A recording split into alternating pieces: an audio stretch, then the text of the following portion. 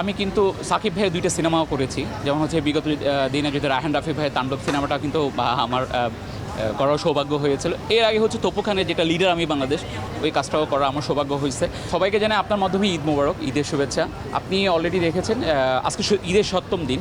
সেই 7ম দিনে হচ্ছে আমাদের ঢাকা শহরে যে সিনে কমপ্লেক্সগুলো আছে ওগুলো তো একদম হাউসফুল যাচ্ছে।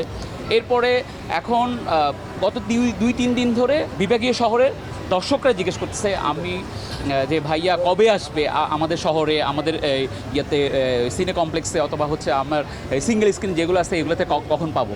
তো এখন ওদের জন্যই বলতেছি যে হচ্ছে আগামী সপ্তাহ থেকে আপনার বিভাগীয় শহরে আপনি আপনার পরিবার নিয়ে আমাদের মালিক সিনেমাটা দেখতে পারবেন। আমি কিন্তু সাকিব ভাইয়ের দুইটা সিনেমাও করেছি, যেমন হচ্ছে বিগত দিনে যদি রায়হান রাফি ভাইয়ের তাণ্ডব সিনেমাটা কিন্তু আমার করার সৌভাগ্য হয়েছিল। এর আগে হচ্ছে তপু খানের যেটা লিডার আমি বাংলাদেশ, ওই কাজটাও করা আমার সৌভাগ্য হয়েছে। আর হচ্ছে প্রথম হচ্ছে আমরা একটা পরিবার, যে আমরা চলচ্চিত্রের সাথে যারা আছি, আমাদের বাংলা সিনেমার সাথে যারা আছি তারা পরিবার। কারটা ভালো যাচ্ছে, কারটা খারাপ যাচ্ছে, এই জাজমেন্টটা করার আসলে সময় না। আমরা সবাই একসাথে কাজ করব। আর সবাই মানে দর্শকদের বলবো যে আপনারা হলে আসুন। হলে আসলে আপনারা যদি আমাদের এই শিল্পকে বাঁচিয়ে রাখতে চান, আপনারা যত পরিবার নিয়ে আসবেন, সিনেমা দেখবেন, আমাদের কাজের উৎসাহ বাড়বে। যে আমাদের পিছনে যারা আমাদের মানে বিহাইন্ড দ্য সিন আমরা যে কষ্টগুলো করেছি, সেই কষ্টগুলো আমরা সব ভুলে যাব।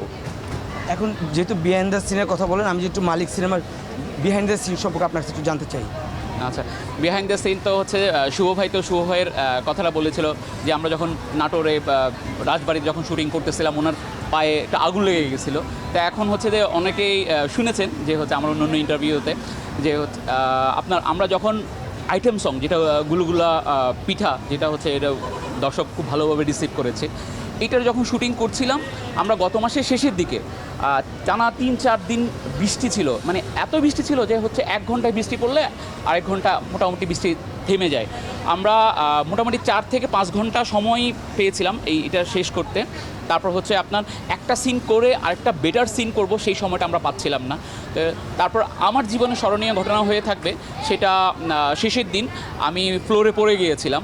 মানে ফ্লোর ভিজা ছিল, পানিতে হচ্ছে পড়ে গিয়ে হচ্ছে আমি আমার পিঠে এত ব্যথা পেয়েছি যে হচ্ছে আমি টানা 15 দিন প্রায় বিছনায় ছিলাম, আমি দাঁড়াতে পারিনি ঠিক মতন।